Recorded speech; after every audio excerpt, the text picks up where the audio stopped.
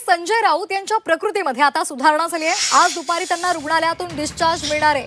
संजय राऊत यांच्या प्रकृती संदर्भातली ही महत्त्वाची बातमी आहे।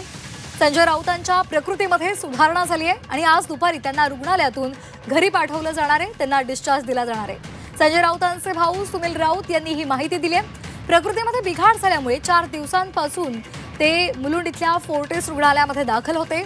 प्रकृतीमध्ये गंभीर बिघाड झाल्यामुळे संजय राऊत यांचा पुढील 2 महिने सार्वजनिक कार्यक्रमांपासून दुरावा असण्याचा निर्णय त्यांनी दिलेला होता। त्या संदर्भात त्यांनी माध्यमांना सांगितलेलं होतं।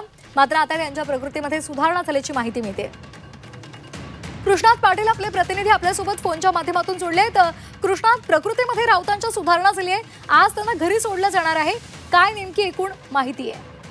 संजय राऊत यांना 4 दिवसापूर्वी प्रकृतीत बिघाड झाल्यामुळे त्यांना मुलुंडच्या फोर्टिस रुग्णालयामध्ये दाखल करण्यात आलं होतं।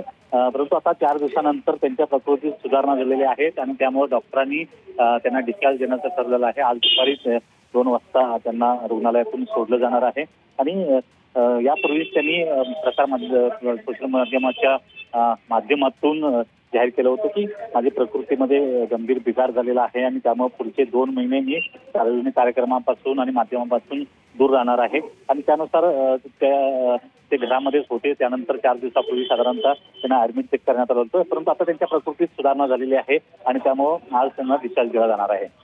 अगदी धन्यवाद दिलेल्या माहितीसाठी।